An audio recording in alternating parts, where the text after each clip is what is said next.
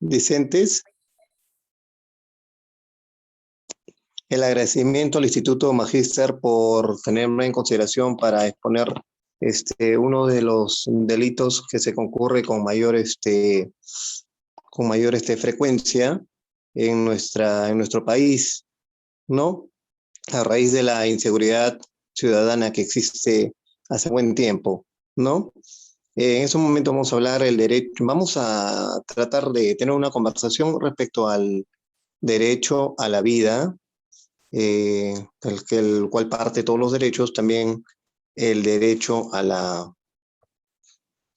vida, y vamos a hablar del homicidio simple, las principales diligencias de investigación de este delito, y así también vamos a ver el tema de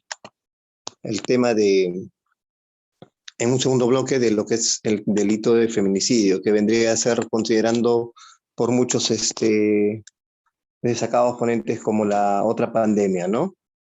En este sentido vamos a pasar a hablar en un primer momento del derecho a la vida.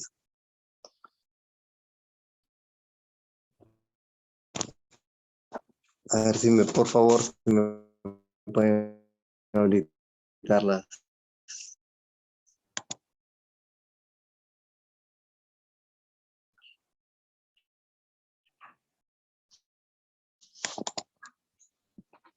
Principal, primordial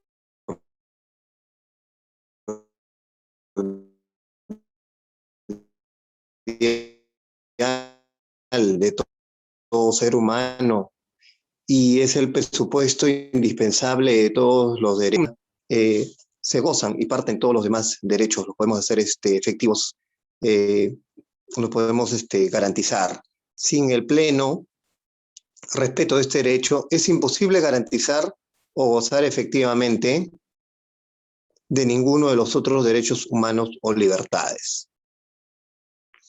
Vamos a ver en una revisión del marco jurídico de lo que nos dicen las normas internacionales y la Constitución política en lo que respecta al derecho a la vida, el marco jurídico internacional y nuestra normativa, la Constitución política, ¿no?, vigente del 93. El artículo 4, en la siguiente lámina, por favor. El artículo 4 de la tres supuestos distintos.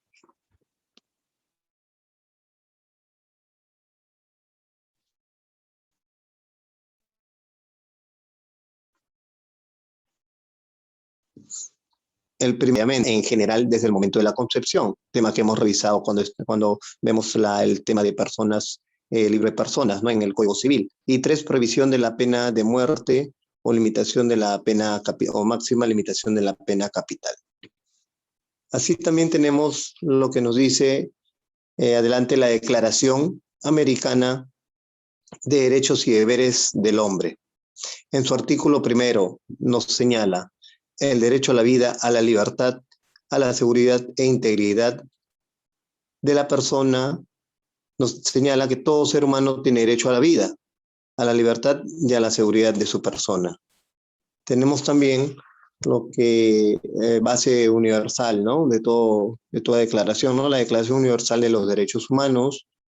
En su artículo 3 nos indica que todo individuo tiene derecho a la vida, a la libertad y a la seguridad de su persona. Asimismo, también tenemos el pacto, lo que indica el artículo 6 del Pacto Internacional de Derechos Civiles y Políticos, que nos dice: el derecho a la vida es inherente. El Pacto Internacional de Derechos Civiles y Políticos nos señala en su artículo 6 que el derecho a la vida es inherente a la persona humana. Este derecho estará protegido por la ley. Nadie podrá ser privado de la vida arbitrariamente. Todo individuo tiene derecho a la vida, a la libertad y a la seguridad en su persona. Vamos también, por último, con lo que indica la Constitución Política del Estado, nuestra Constitución de 1993. En su artículo 2, la Constitución Política señala derechos fundamentales de la persona. Toda persona tiene derecho, 1, a la vida, vemos que es en todo el marco jurídico y en nuestra carta, en nuestra constitución, el primer derecho a resguardar es el derecho a la vida. Por eso nos indica el artículo derecho a la vida, a su identidad, a su integridad moral, psíquica, física y a su libre desarrollo y bienestar. El concebido sujeto de derecho en todo cuanto le favorece. Ya habiendo dado unas referencias, habiendo introducido al tema de la vida, el derecho a la vida, podemos pasar a desarrollar lo que nos compete en esta mañana respecto al delito de homicidio. Tenemos que el artículo 106 del Código Penal indica: el que mata a otro será reprimido con pena privativa de la libertad, no menor de 6 ni mayor de 20 años.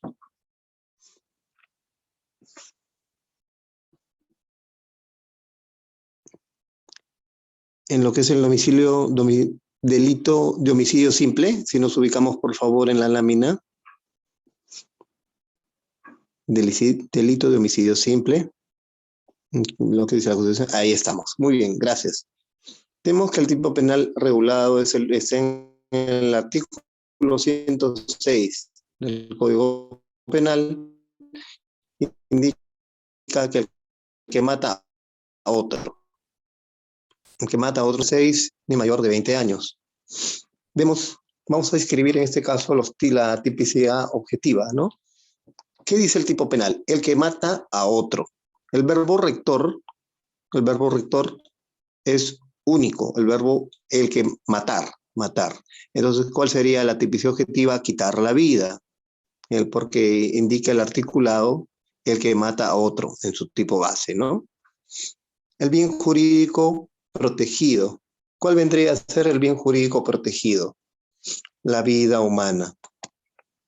Sabemos que por nuestras enseñanzas hablamos de vida humana dependiente, vida humana independiente, eso hemos visto en épocas de pregrado, en el curso de Derecho de Personas, ¿no? En cuanto al sujeto activo, al indicar el tipo penal, el que mata a otro, esa palabra en todo delito y cualquier otro delito, basta que diga él, tomémoslo como sinónimo que, así, escuchamos en un delito, el que, allá, entonces vamos a decir, el que, entonces cualquier persona natural, ¿no? Entiéndase, ¿no? Cualquier persona, el que. O sea, no se necesita ninguna condición especial de la gente. Estamos hablando de homicidio, estamos hablando esto de un homicidio simple, no estamos hablando de un parricidio, de un feminicidio, donde ya viene una circunstancia especial, la gente, la madre, el padre, es una situación especial, lo que solamente puede ser esa persona y nadie más. En el caso del homicidio simple, vemos que al decir el articulado, el que mata, el que, para todo tipo de delito y homicidio simple propiamente dicho, nos indica que puede ser cualquier persona natural. No necesita ninguna condición especial. En cuanto al sujeto pasivo, viene a ser la víctima, ¿no? También puede ser cualquier persona natural, ¿no? Tiene que ser una persona con vida, lógico. Pongamos un ejemplo, quien busca la muerte de un cadáver creyéndolo vivo, de ninguna forma puede ser imputado de la comisión del delito de homicidio simple. Eso no se da. Pasamos a la tipicidad subjetiva.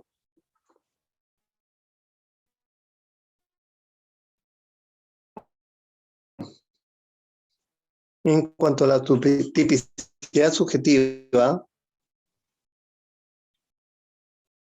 vemos que esta es una conducta, el dolo en el actuar de la gente. El dolo y tenemos que el dolo constituye el animus necandi, el ánimo de matar, ¿no? Constituye el ánimo de matar. Se admite dolo directo, indirecto y eventual. Eso lo vamos a pasar a desarrollar de la siguiente manera.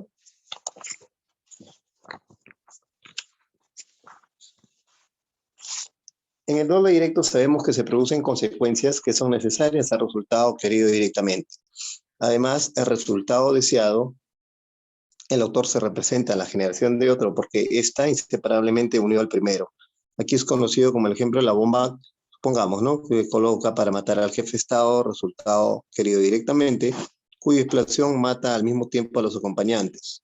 El autor quiere matar al jefe de Estado, pero al mismo tiempo se representa que con su acción matará necesariamente a sus acompañantes y frente a esa representación actúa. En cuanto al dolo eventual, podemos decir que se requiere además la previsibilidad del resultado como posible, que el autor se haya sentido a él, esto es, que lo haya ratificado o aceptado. El agente, a pesar de representarse la muerte como posible, no se detiene en su actuar y continúa su acción haciendo ese resultado en definitivo y lo acepta. Ejemplo de dolo eventual, homicidio con dolo eventual, quien disparó una sola vez en la dirección que iba caminando la víctima, y si bien no es posible soslayar que lo hizo desde un vehículo en movimiento y a una distancia considerable, también hay que considerar que aceptó el resultado porque cualquier persona que dispara contra otra se enfrenta a la posibilidad de herirla o de matarla. Tenemos que en el error, el error en el homicidio, tenemos que el conocimiento, el error de tipo invencible, el error en la persona, el error en el golpe también. La antijuricidad. En cuanto a la antijuricidad, ¿qué nos dice respecto a la antijuricidad? La antijuricidad es una conducta contraria al orden jurídico. Conducta contraria al orden jurídico o concurre alguna causa de justificación, por ejemplo, una legítima defensa, un estado de necesidad justificante.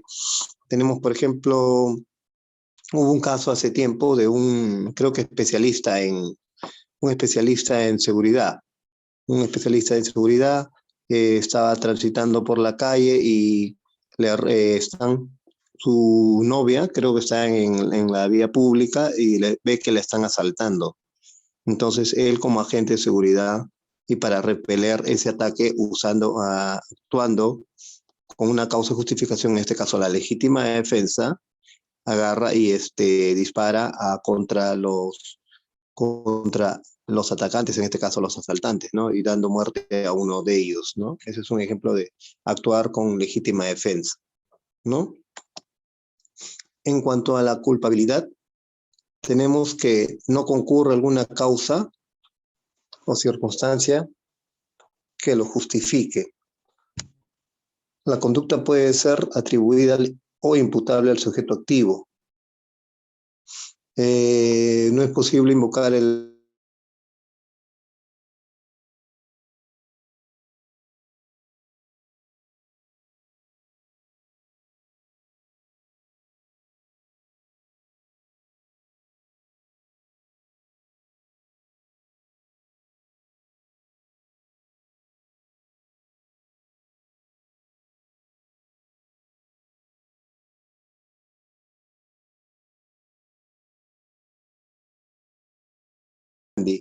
Sin embargo, en la práctica ocurre en casos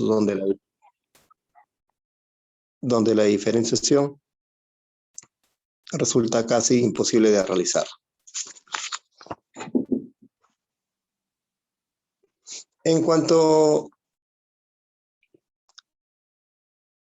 Tenemos en cuanto a las diligencias, principales diligencias que podemos llevar a cabo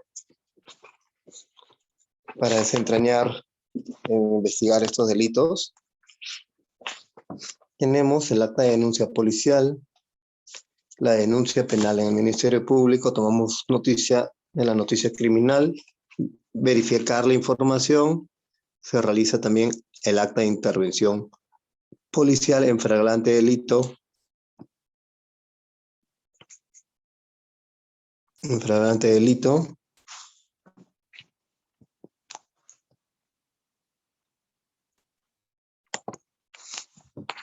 la custodia y perenización de la escena. Si se trata de esto de un homicidio simple, entonces llegan los peritos de criminalística y diligentemente realizan la custodia y perenización de la escena, participan, como ya indiqué, los peritos de criminalística, el médico legista, recojo de evidencias, tomas fotográficas,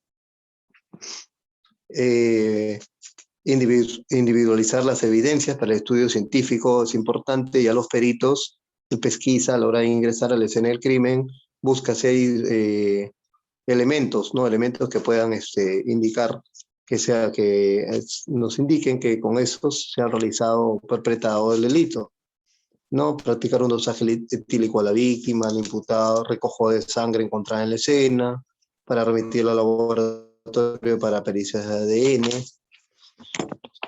En una serie de diligencias, en la lámina ha faltado agregarlo, pero supongamos que se trata de una escena cerrada, un ambiente, un cuarto, el recojo de botellas de cerveza, vasos para el estudio, levantamiento de huellas, de repente una marca de labial que ha quedado en un vaso para revisarlo, si hay un arma de fuego, en el caso que sea, revisarlo, la cadena de custodia respectiva. Se realiza también el acta de levantamiento de cadáver, en el cual se especifica la posición, la vestimenta, las heridas causadas por el arma de fuego. El perito que se encuentra recortará la vestimenta del occiso donde recibió el disparo, por ejemplo, como el proyectil de arma de fuego, acta de recorte de vestimenta. La evidencia será remitida al perito químico con el objetivo que sea recojo de restos de plomo o antimonio, ¿no? Se levanta, el acta será firmada por el fiscal. También en la necropsia es un documento muy importante, una diligencia muy importante, que el médico legista, el fiscal abogado, perito de criminalística, recojo de huellas dactilares para la identificación del cadáver cuando se trate de un NN, participan peritos de criminalística. En la acta de necropsia del cadáver se detallan las medidas de estatura del cadáver, se describirán las heridas producidas, si existe tatuaje.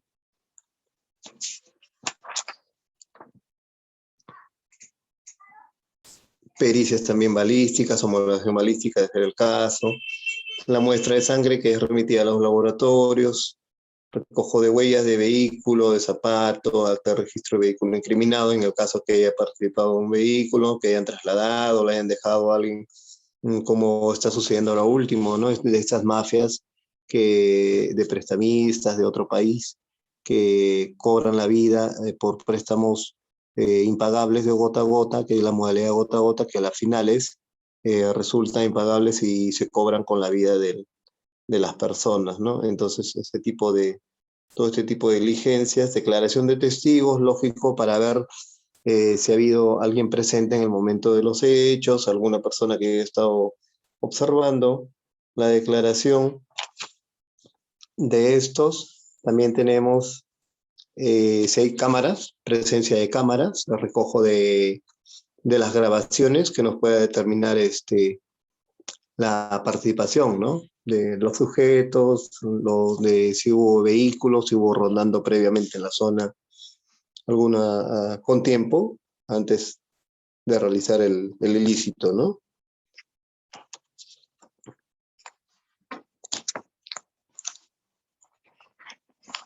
Tenemos también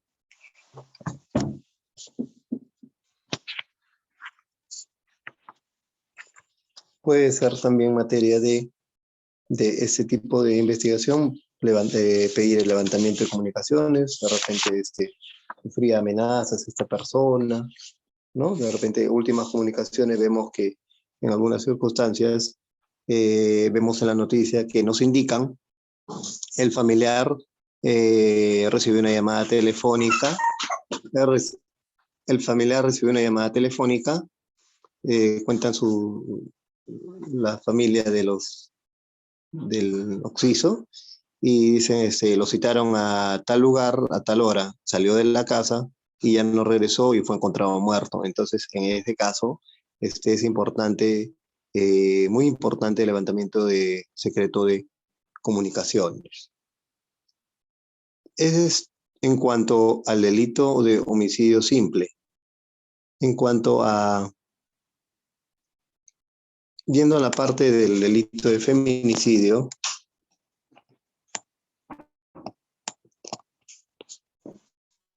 en cuanto a la parte del delito de feminicidio, Posteriormente voy a hacer llegar las láminas toda vez que he tenido un problema con la computadora. Voy a hacer llegar las láminas a tiempo. Pero podemos ver cuando prendemos nuestro televisor que la primera noticia que puede salir en esta puede ser los raqueteros, un accidente de tránsito, y no nos sorprende que se está dando una nueva pandemia que es el delito de feminicidio. El delito de feminicidio, ¿no? El crimen de una mujer por su condición de tal, ¿no? Respecto a esto, tenemos que el derecho penal frente a los derechos de las mujeres se han hecho reformas legales orientadas a eliminar los delitos que castigaban la infidelidad cometida por mujeres, reformas legales dirigidas a sancionar ciertas conductas de violencia en la esfera privada y reformas legales que buscan sancionar ciertas formas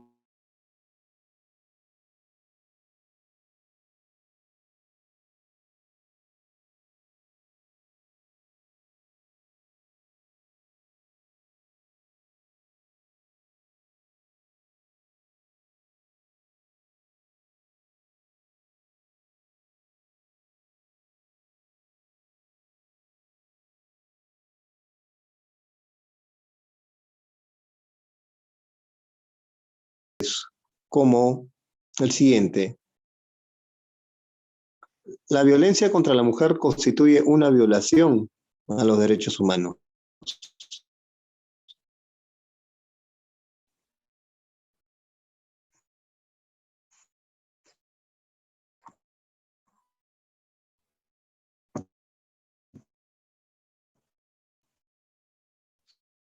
Respecto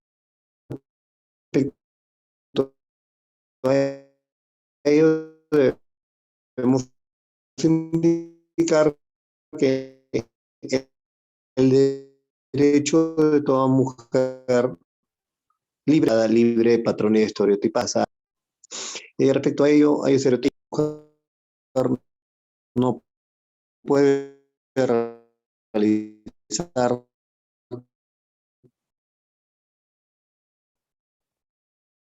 otras actividades desempeñar género, tratando en el ámbito público y privado. Eh, Incluir en su legislación internas normas penales civiles y administrativas para prevenir, sancionar y erradicar la violencia contra la mujer. Adoptando medidas jurídicas como combinar al agresor a abstenerse de hostigar, intimidar, amenazar o dañar o poner en peligro la vida de la mujer. Vamos a desarrollar en estos momentos los antecedentes del delito de feminicidio. La ley 29.819, ley que modifica el artículo 107 del Código Penal, incorpora el delito de feminicidio, la publicada el 27 de diciembre de 2011. ¿Qué nos dice? ¿Qué nos decía esta ley?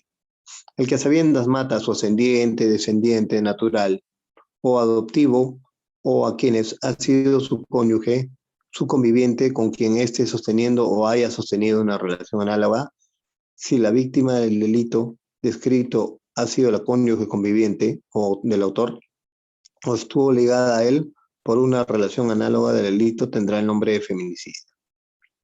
La Convención Interamericana para prevenir la sanción, la Convención Belé Pará, indicó que la violencia contra la mujer es cualquier acción o conducta basada en su género, tanto en el ámbito público como privado.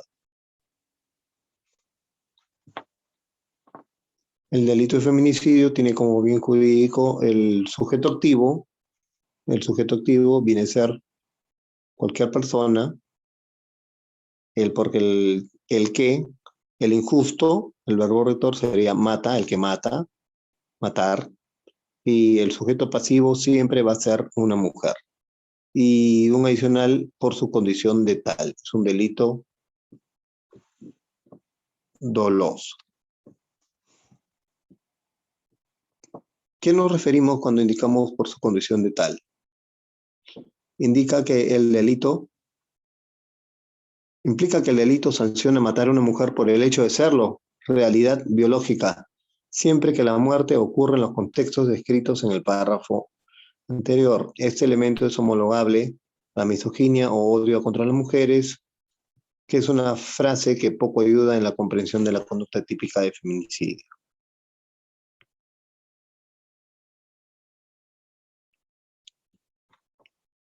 Tenemos un acuerdo plenario, el acuerdo plenario 9/2019, a causa del incumplimiento o imposición de estereotipos de género que la discriminan y subordinan socialmente, ¿no? También tenemos una sentencia del Tribunal Constitucional, la sentencia del Tribunal Constitucional, la 033-78-2019-AA/TC, feminicidio, la acción de matar a una mujer por desarrollar un comportamiento que incumple con el estereotipo de género que se esperaba de ella.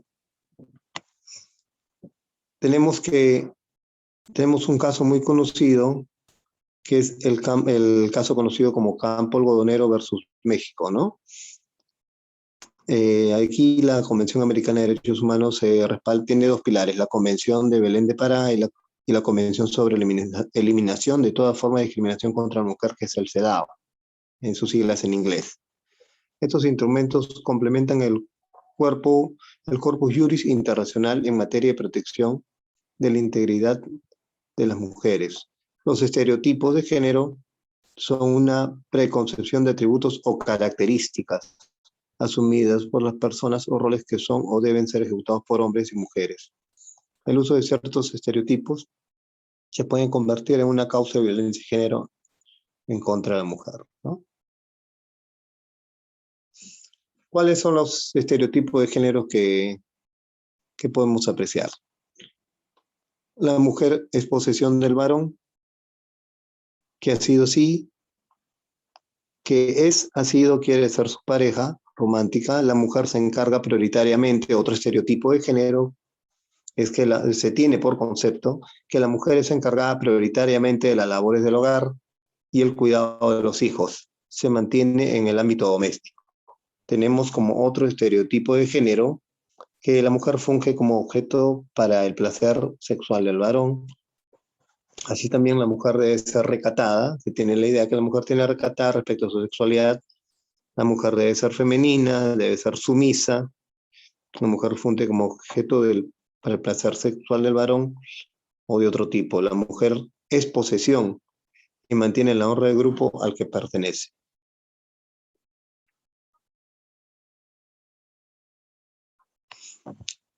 Luego tenemos que el feminicidio en el marco de la violencia basada en género, la ley 30.819, que modificó el Código Penal y el Código de Niños y Adolescentes en el 2018, será reprimido con pena privativa de libertad el que mata a una mujer por condición de tal, en cualquiera de los siguientes contextos. Vamos propiamente a lo que nos dice la norma.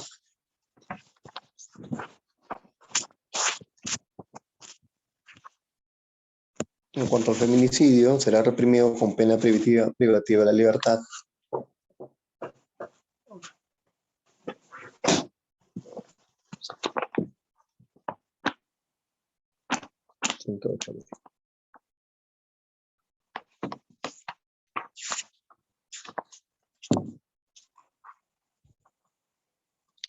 El tipo penal está en el Código Penal 108b, feminicidio, será reprimido con pena privativa de libertad no menor de 20 años.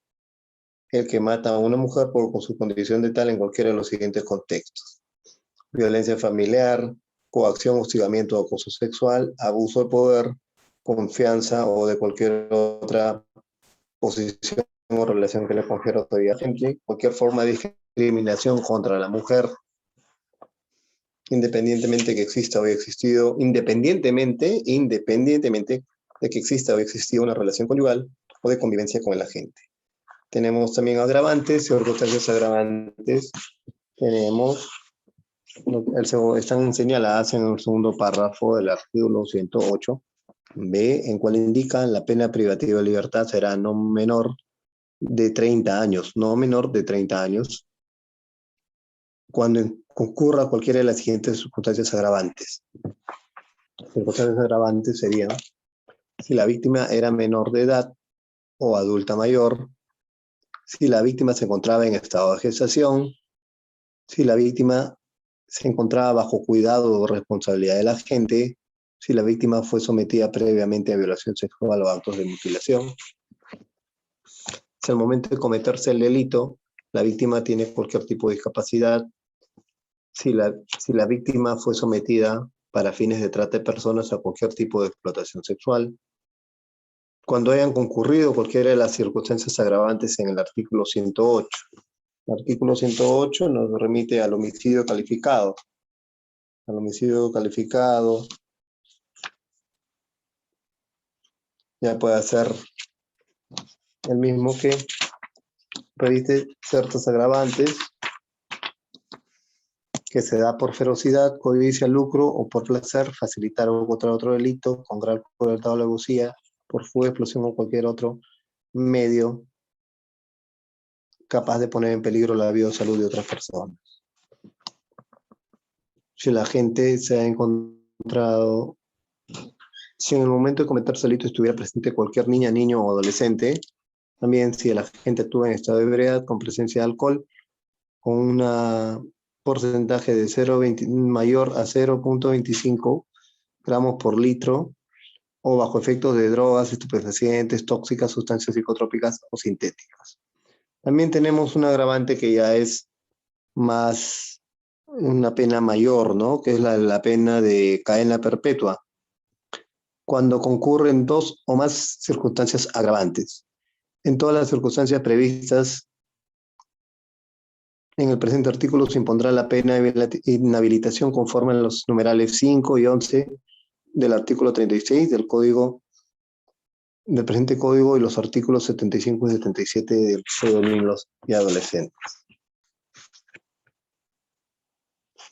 Vamos a ver unas diferencias entre homicidio y feminicidio.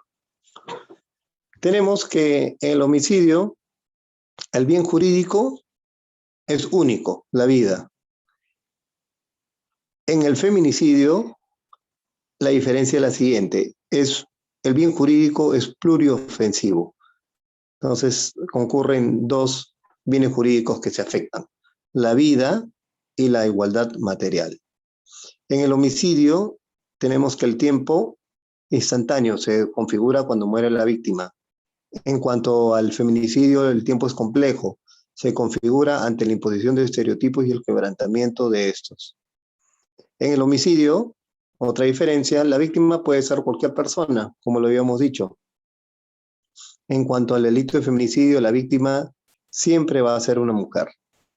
En el homicidio, la subjetividad puede ser doloso o culposo, ¿no?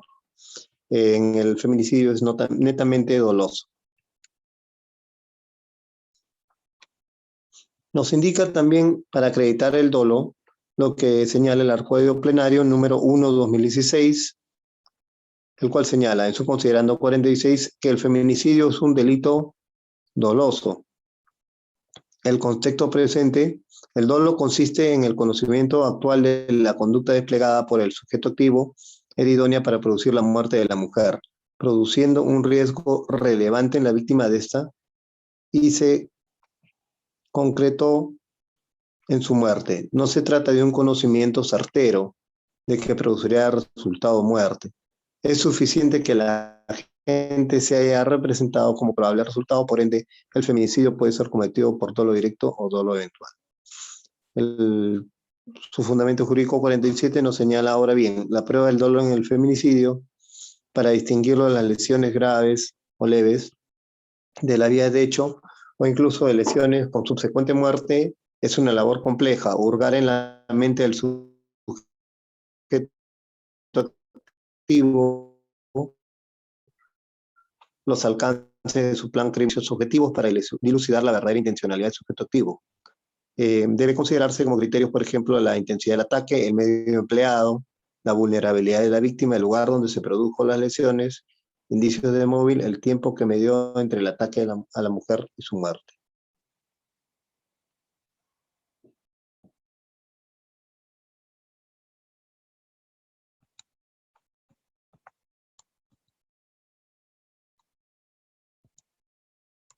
A ver, tenemos unos casos también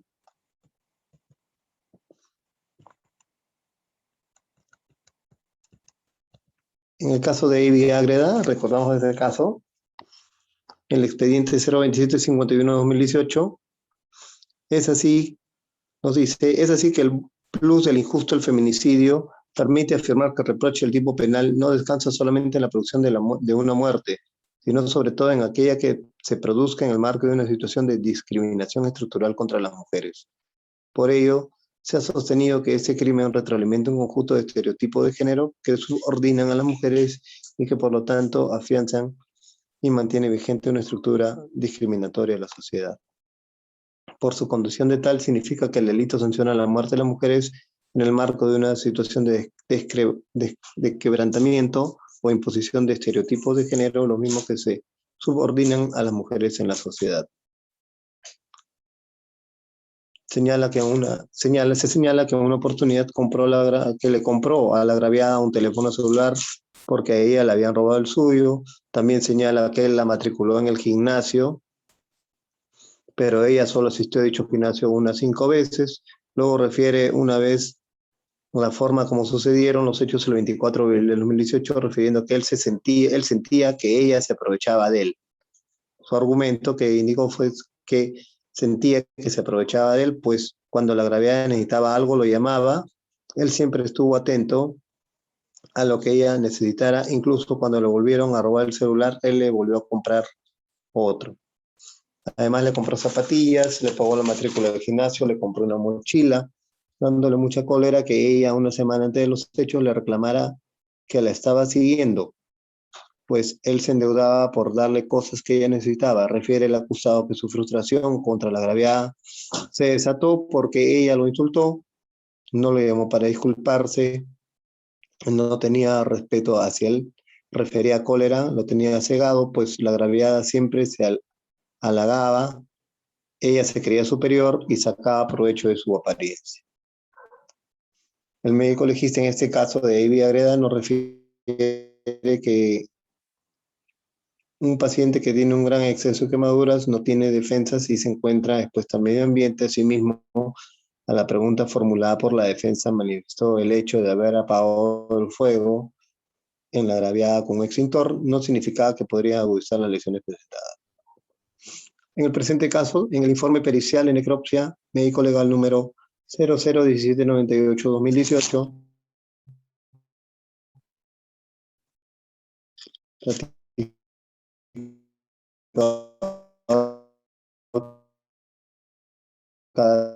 la agraviada Licet Agreda Marchena de término 15.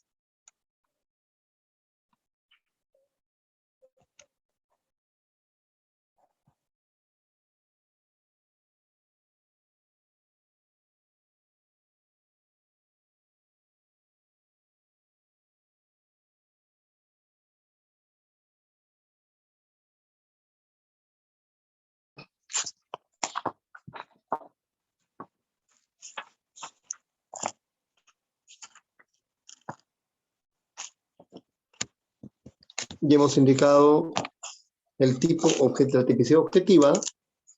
El feminicidio es considerado como el crimen contra las mujeres por razones de género.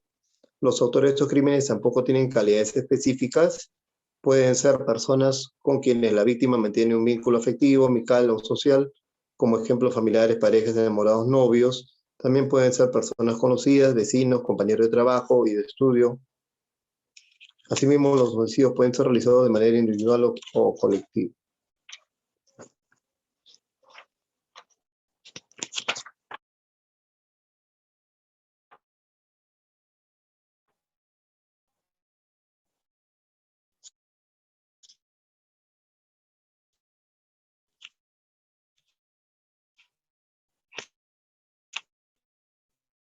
Y hemos mencionado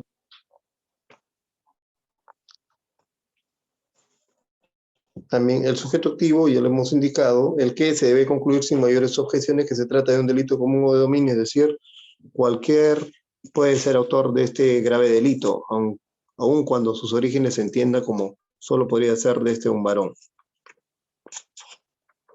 El sujeto pasivo, tenemos que la condición de víctima del injusto penal se encuentra limitada para personas determinadas que ostentan la cualidad especial que exige el tipo penal. El sujeto posesivo no puede ser cualquier persona, sino aquellas personas que tienen la condición de mujer, independientemente que haya tenido relación convivencial o conyugal con el verdugo. En cuanto a la tipicidad subjetiva,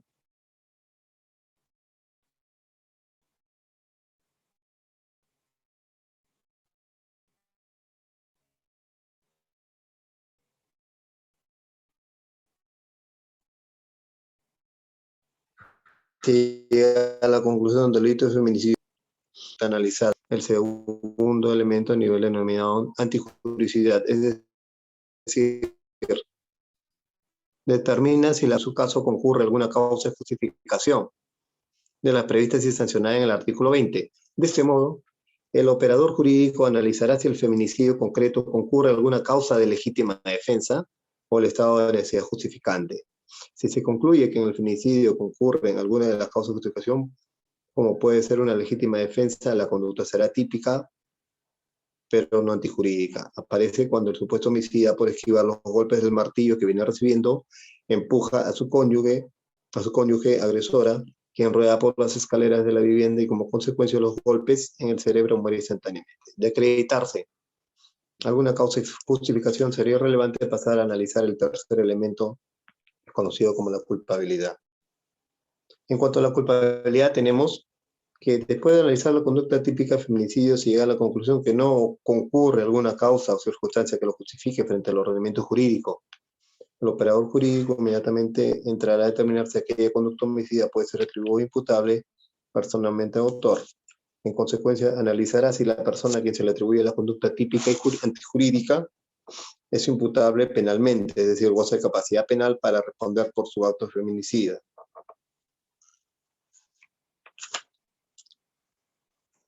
En cuanto a la consumación, el delito se perfecciona cuando el agente agota los elementos objetivos y subjetivos del tipo penal, es decir, da efectiva muerte a su víctima mujer, independientemente que haya tenido o tenga una relación conyugal o convivencial.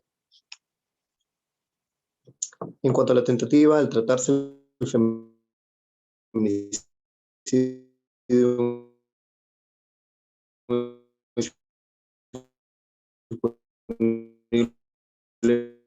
factible de ser desarrollado por el bien jurídico derecho a la vida, es posible que la conducta del autor se quede en realización imperfecta. La penalidad ya la hemos indicado y para concluir con esta parte del delito de feminicidio, vamos a ver qué tipo de actos de investigación se deben realizar para la investigación de este tipo de delitos y posteriormente quede un momento para algún tipo de pregunta que puedan realizar las que quieran realizar, ¿no? En este caso se trata del crimen de una mujer. ¿Qué diligencias propiamente podemos realizar en el delito de feminicidio?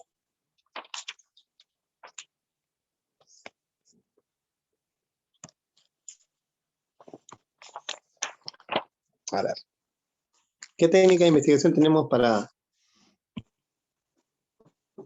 ese tipo de delito? Recibir el acta de denuncia verbal o policial, luego la denuncia en el Ministerio Público, recibida la noticia criminal. En el presente caso estamos en clase de flagrancia, se detiene en flagrante delito. Sabemos que la Policía Nacional detiene sin mandato judicial, ¿no? Sabemos que esta detención es por un plazo, antiguamente era de 24 horas, son de 48 horas. Verificación de la información de la escena del crimen, custodia y perenización de la escena. Podemos hablar de espacios abiertos, cerrados, entonces se tiene que guardar celosamente, custodiar, para que no se, porque encontramos evidencias, hay hallazgos, de repente hay un cuchillo, una pistola, depende del modo que sea realizado el delito de feminicidio, ¿no? La policía por teléfono comunica y solicita la participación del Ministerio Público para diligencias preliminares, las cuales tienen que hacerse inmediatamente. La policía regulariza la comunicación y participación del fiscal, requiere la participación de peritos de criminalística, expertos en escena del delito. Eso es muy importante toda vez que nos encontramos ante una situación desconocida, no sabemos qué ha sucedido, eh, no sabemos qué ha sucedido, entonces tenemos que verificar si hay huellas, si ha sido por arma de fuego, si ha sido por de repente un arma homicida, recojo de un arma homicida. Para eso necesitamos la participación de peritos biólogos en criminalística, balística, recojo de evidencias en la escena del delito.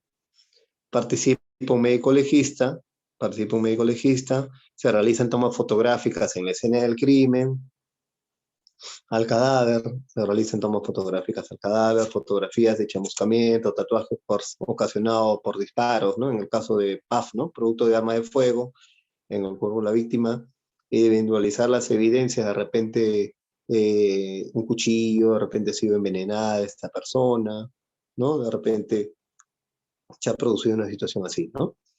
Recojo de evidencia de bolsas plásticas individualizadas, guardarla en correcta cadena de custodia, practicar un dosaje etílico a la víctima, al investigado, o de repente si estuvo bajo la influencia de drogas, estupefacientes, sangre, recojo de sangre encontrada en la escena del delito, para realizar para la víctima, homologar si esa sangre encontrada, viene a ser de la persona, de la víctima del oxisa, ¿no? La debida cadena de custodia, que tiene que hacerse para las evidencias individualizadas, el perito debe recortar la vestimenta, ¿no? Para pruebas especiales, el levantamiento de cadáver,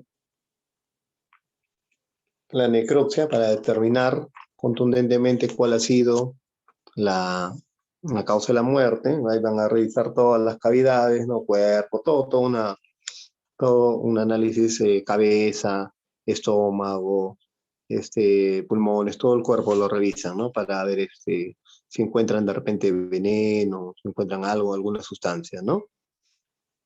Porque muchas veces pueden hacer aparentar, ¿no? Que esta persona se suicidó, ¿no? Y cuando ha sido distinta la situación, ¿no? Heridas que tenga la víctima. Y también muy importante es realizar, muy importante también es realizar este levantamiento de secreto de comunicaciones, toda vez que esto no va a indicar las últimas comunicaciones que han tenido el, el, el punto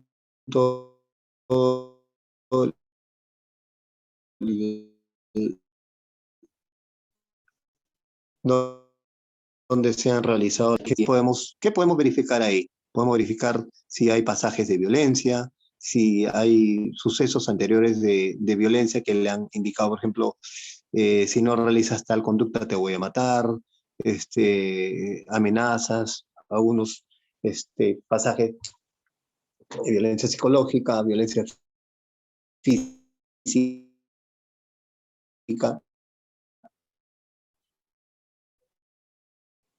¿no? Eh, que puedan haber entre estas dos personas una condena en un juicio. También muy importante es, en caso de borrar los mensajes, la policía de alta tecnología, hay una división especializada que se ocupa netamente de recuperar estos mensajes en los celulares que puedan ser borrados, ¿no? Para ocultar, ¿no? Indicios, ¿no? De violencia o de participación que van a servir para la investigación. Ellos cogen los teléfonos y, respetando todo y la cadena de custodia, hacen un examen exhaustivo y encuentran efectivamente esta aplicación a través de una aplicación de un software que tienen cuentan ellos para ver si efectivamente se han habido amenazas anteriormente. También recabar muy importante también recabar los casos, si tiene el investigado tiene cuenta con antecedentes, estaba en el penal, salió del penal y regresó y volvió por la víctima para cumplir su amenaza y darle muerte a esa joven, ¿no? Entonces, todas esas diligencias son muy importantes para, si así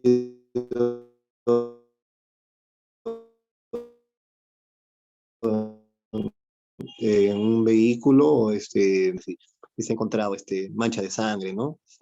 En esto, ¿no? Las ropas de la víctima. Otra prueba también muy importante es,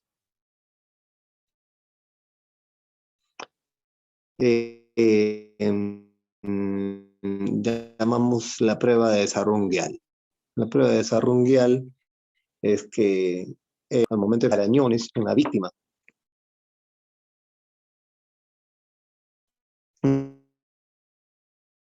del mismo modo, el investigado en el forcejeo puede arañar a la ocisa, a la víctima,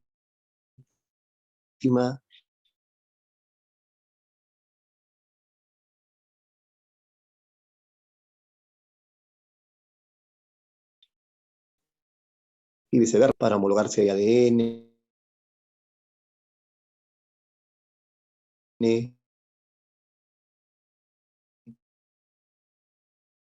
¿no? La ropa